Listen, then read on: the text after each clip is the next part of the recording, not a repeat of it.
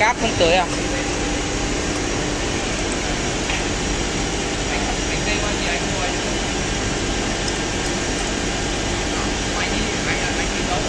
Đấy, cộng dây cho nó thẳng ra Hào ơi.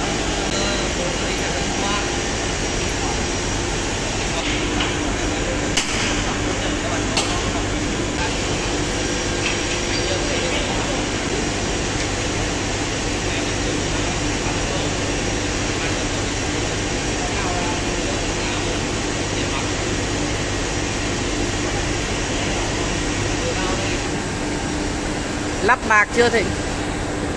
Hai bạc mút lắp đi. Ở đâu cái đúc kết này nó cầm đây mà.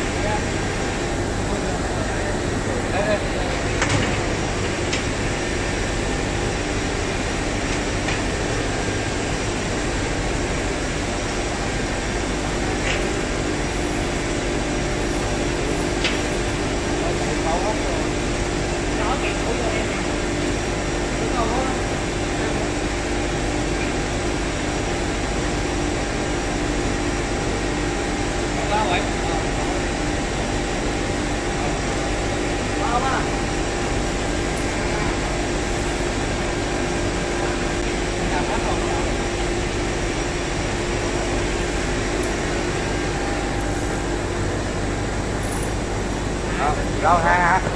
Anh rồi.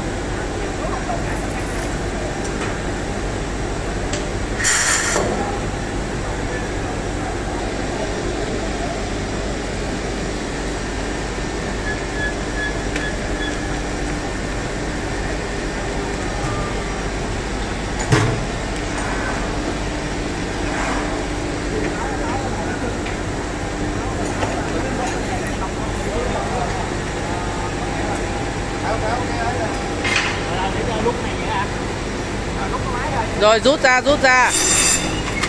ok, rút cả dây ra là được, cây ra là được.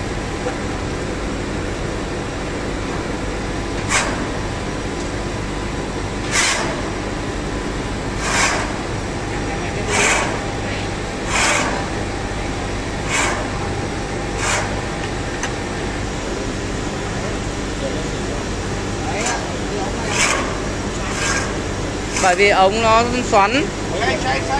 Anh đứng rồi, hết chỗ rồi, lấy đồ cắt. Quay ra kia, quay sang kia nó được không?